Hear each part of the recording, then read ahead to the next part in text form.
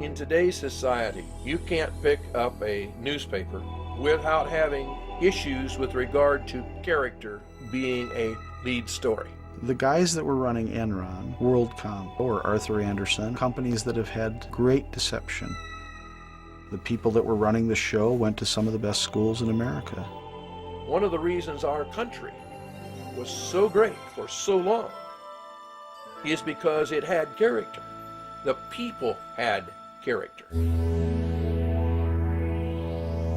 I'm a firm believer that there's a lot of what is in public education now that is junk food.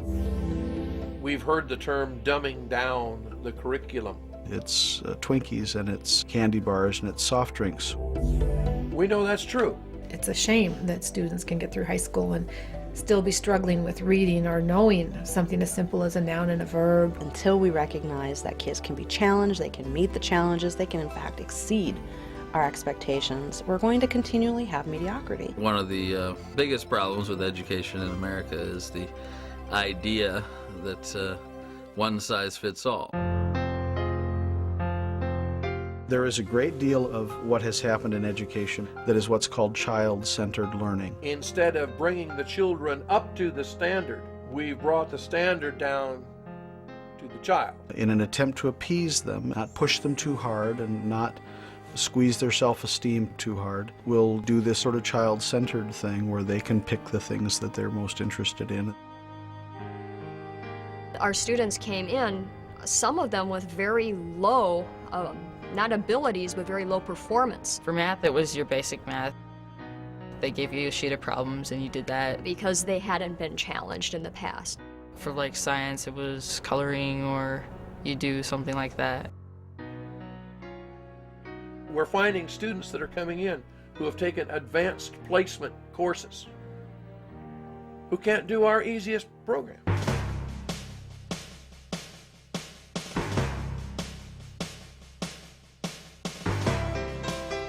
The idea behind charter schools, school choice, is that there are many choices. It's a public school operated by a private organization. Now we have this wonderful diversity, wonderful choices for kids in charter schools, as well as some competition that's improved district schools. In no way does the charter school movement look to eliminate typical public schools. And a charter school allows us to provide this kind of education for students who might otherwise have to pay for this kind of an education at another setting. Small schools provide great opportunities for kids. I noticed the first thing was a small school. I also noticed the student-to-teacher ratio. They had more contact with teachers. The average class is no more than 18 in the junior high. Well, when I taught in Mesa schools before, I had roughly 150 kids a day. One of Rachel's biggest complaints about the public school is because they didn't know her as a name. They have to look at your seating chart and be like, Mr. Marshall. It's just like, you don't even know who I am, you know? It's very difficult to fall through the cracks when the cracks are so small. Here, I see my kids every day. Teachers can help out everybody. The small class size has been proven to raise test scores and make sure everybody understands before they move on to another subject. Here, with the number of students in the class, I feel like I know every student. We have high academic standards at our school.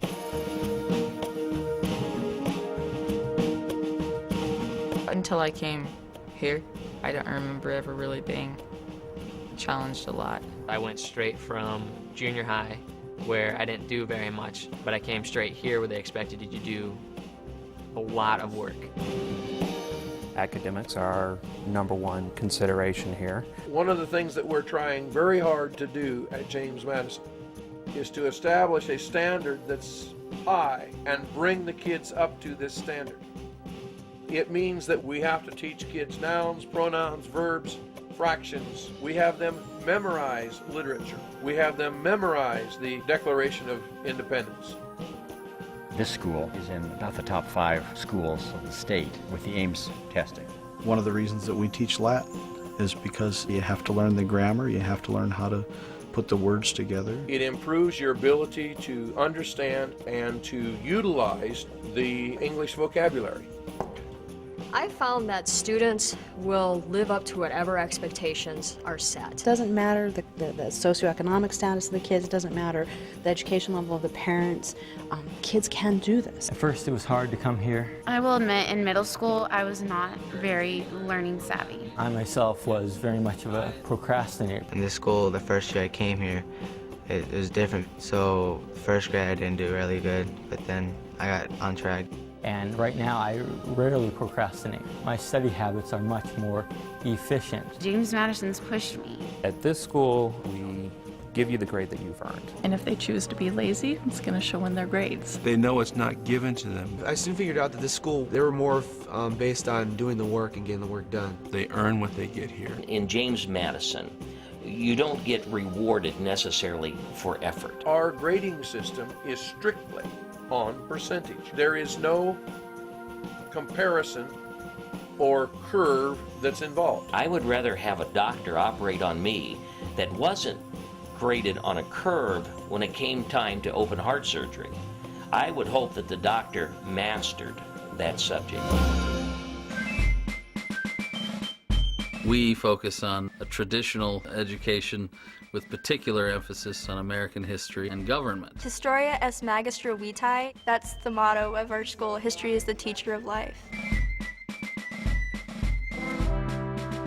Students who understand their history, they will understand their government, and they will understand what it means to be an American. If we don't know who we are as a country and as a people, it's terribly difficult to be involved in politics. We are from Iran, so we came from a very different background. And we asked Mr. B, why American history? And he gave us a good answer. He said, because we live in this country, we got to understand how this country was built, we got to understand its government. They're going to grow up and they're going to be voting someday. America is an idea, and this revolutionary idea. Freedom of speech, freedom of belief, freedom of religion, freedom to assemble, all of these freedoms that are in the Bill of Rights are only freedoms if people know that they have them and if they know how to protect them. But when young people don't know that, and they don't understand that idea, and they don't understand the sacrifices, the ultimate sacrifice, back to the Revolutionary War and on right up and through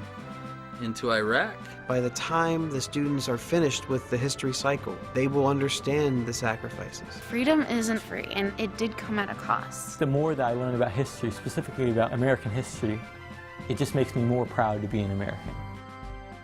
When young people don't understand that, I shudder to think what the future would hold.